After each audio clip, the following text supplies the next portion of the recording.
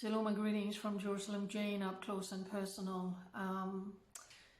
This is the most significant day for me all year here in Israel. There's a part of me that just want to go to bed, pull up the covers and cry. And then there is a part that absolutely need to make this video and share with you why we have this day. This is the day of memorial where we honor and remember all the servicemen, all the military men, active duty men who was killed in war, in action, in battle, defending Israel. And then it is also the day where we honor and remember and we grieve all the people, the moms, the dads, the grandparents, the children who has brutally been murdered in act of terrorism or hostilities here in Israel. Only in Israel do you have that kind of day.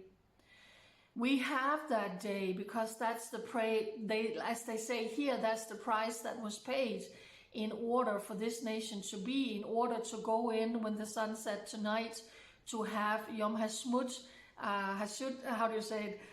Israel's Independence Day. Let me give you some statistic so you understand why this day is so painful. Since they started counting in 1860, 25,040 martyrs, IDF martyrs, has been killed. Since October 7, on that day and since, 716 martyrs fell in this war. 642 of these IDF martyrs, and 39 of those were in the standby classes. I think that means in the reserve.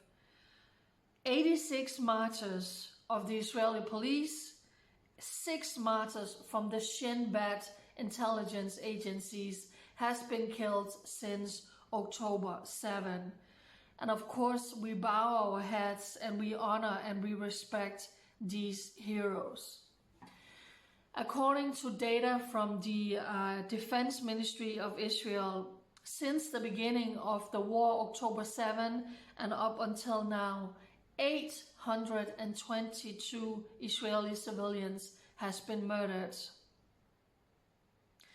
The total number of people who have been murdered since 1948 is 5,100 civilians being murdered in the Jewish state for no other reason than just being Jewish. Of all of those murdered, they left behind 630 orphans. 630 orphans. 177 widows and widowers. 1,355 brothers and sisters, and 693 bereaved parents. Can you even fathom that number? Can you even fathom that number? So that's why today, if you go to the cemeteries here in Israel, they are packed with families who is sitting at the graveside of their beloved, who was either killed in battle as a soldier, as a police officer, intelligence agencies officer, defending Israel, or all of the innocent civilians, including also many children, who has been brutally murdered for no other reason than just being Jewish here in Israel. So this day is extremely, extremely painful. It all began last night when we had the siren that went off for 1 minute at 8 o'clock, and there was the official state ceremony down by the Western Wall. Then today we had a 2-minute sirens, and I recorded that video. I hope you saw that on my social media. We had a 2-minute siren going throughout all of Israel. Everything came to a standstill, and people stood in honor and remembrance of all of these victims and all of these soldiers who has been killed. And then at 11 o'clock there was a memorial ceremony for all the military personnel killed, and then at 1 o'clock it was for all the terror victims. Over the years, I have participated in both of these events, which is just gut-wrenching. You are sitting amongst families who lost their beloveds, who lost the most precious, their son, their daughter, their grandparents. It's just unbelievable. So that's why this day is so precious. That's why this day is just, the president was talking about since October 7. It has just been one long cry. We've been crying since October 7. We have been traumatized since October 7, which, by the way, we were before. For those of you who don't know me, my name is Jerusalem Jane. I'm a Danish citizen who left everything that I had in Denmark as I felt God called me to step out in faith, all alone, being single, coming to Israel. And I started writing and blogging the truth out of Israel as mainstream media is failing big time. Slowly, I started getting followers around the world, and I have reported for nearly 10 years of every single terror attack that has happened in this country. The people who was shot, the people who were stabbed to death, the people who was crushed to death when they were run over in another ramming attack, the people who were butchered with axes, with machetes. One year we had, I don't even remember the number of Israeli fathers who was praying in a synagogue in Har Nof when two terrorists came in with axes and machete and they butchered them. They turned literally a synagogue into a slaughterhouse.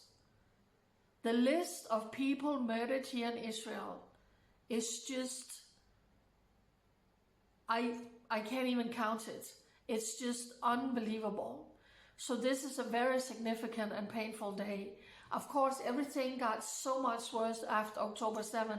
I just got you the details and the numbers of all the people. 822 civilians has been killed since October 7. Murdered, brutally murdered, executed, mutilated, gang raped, as we saw during October 7.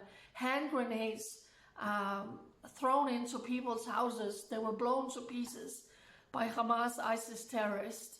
And today we honor and we remember and we bow our heads for all of these people who should be alive today. But the jihadist, genocidal, murderous, terrorist group of Nazis running around in Gaza, Hamas, ISIS, decided to carry out a genocide towards the Jewish people, towards Israel on October 7. And all of these bereaved families are sitting in the cemeteries today. So for such a time as this, we will stand with Israel when we also see all of the anti-Semitism and the hate exploding in the streets towards Israel, especially since October 7. Let me show you what I have. I have the green one that says, "Thank you, IDF. We love the Israeli military." I have this one with the Star of David. And then I have this one that says, "Friend of Zion," proudly wearing it here around my wrist. For such a time as this, you can't stay silent. You cannot stay silent when you see what is happening in your nation around the world. So this is a very, very painful day coming from Holocaust Memorial Day. Now we are in this day of remembering all the people killed for no other reason than being butchered, being murdered for being Jewish in horrendous terror attacks. The soldiers, the brave soldiers who fought all of these Nazi Hamas terrorists when they breached the border and they came into Israel.